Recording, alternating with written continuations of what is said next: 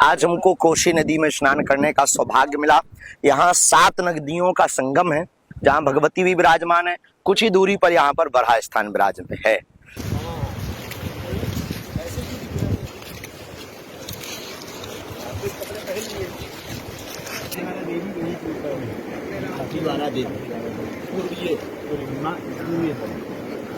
माँ भगवती का जो पहले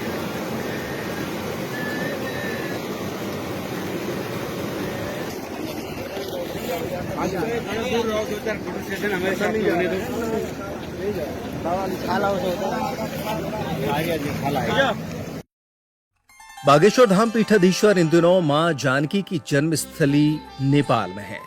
नेपाल के तीर्थ क्षेत्र चतरा में नेपाल वासियों को 5 दिवसीय हनुमत कथा का रसपान करा रहे हैं। चतरा क्षेत्र में सप्तकोशी नाम से 7 नदियों का संगम है। इसी नदी के किनारे विश्वामित्र जी को ऋषि का दर्जा मिला था। इस सप्तकोशी नदी में अरुण, तमोर, लिखू, दूधकोशी, तामाकोशी, सनकोशी और इंद्रवती से मिलकर इस नदी का नाम सप्तकोशी नदी पड़ा है।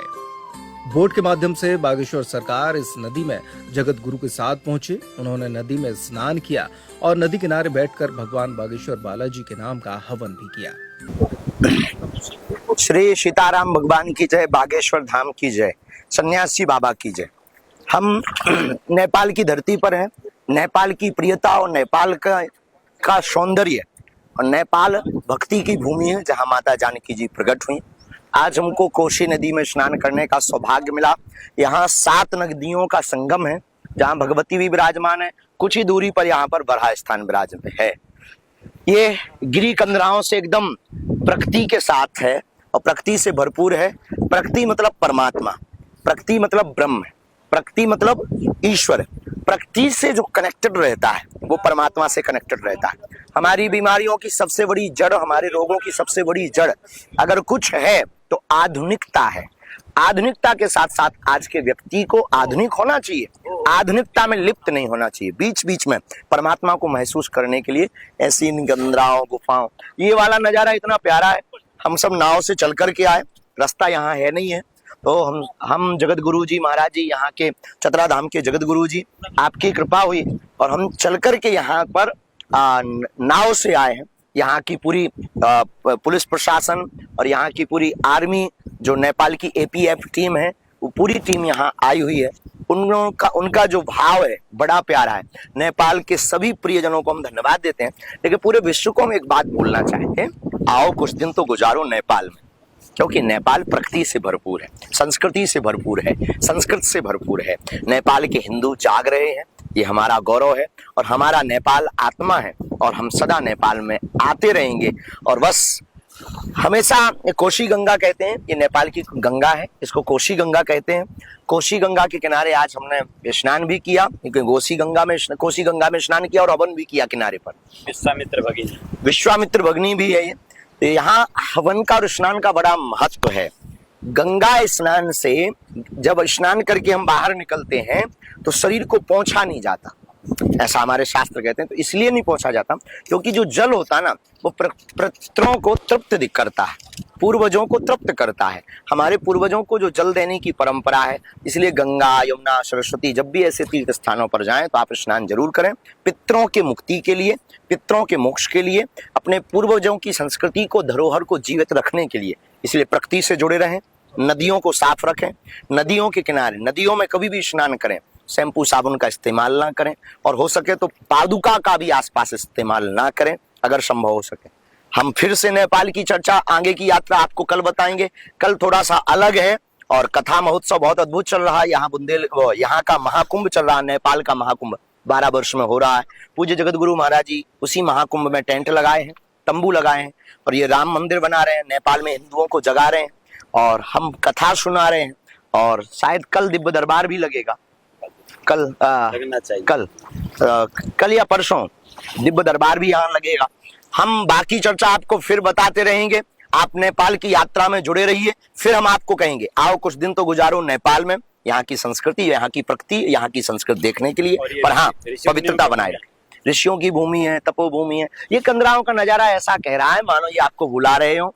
ये अपने प्राचीन परंपराओं को नेपाल के सभी बता तीर्थ आज भी जैसे के तैसे प्राकृत स्वरूप में हैं। जो कि त्यों है। ये भारत को, हम सबको बहुत गौरव का विषय है। जय श्री राम।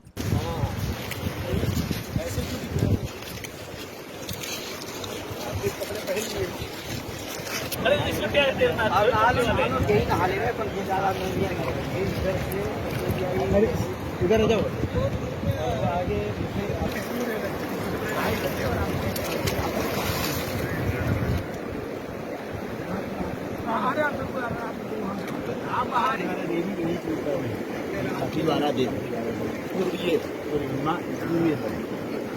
माँ भगवती का जो पहले हिमालय में प्राकट हुआ पाथिवारा भूमि।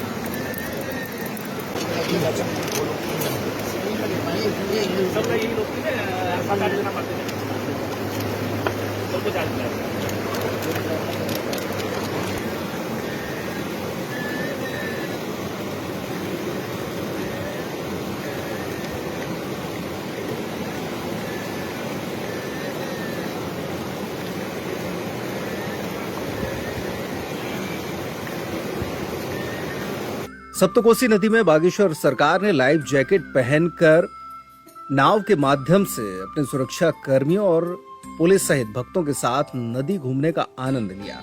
नाव चालक के बगल वाली सीट पर बैठकर उन्होंने सप्तकोसी नदी के विहार का आनंद लिया और उसके बाद नदी के किनारे पहाड़ों के बीच चाय का भी आनंद लेते दिखे बागेश्वर महाराज।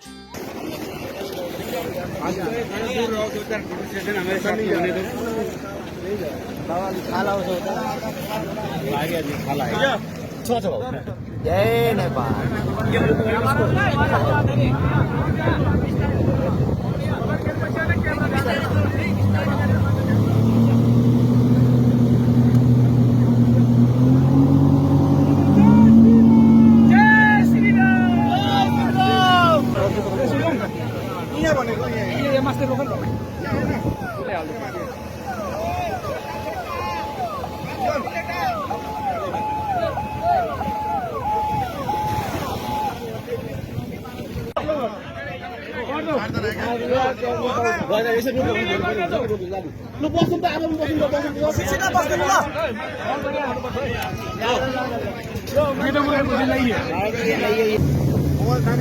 मोबाइल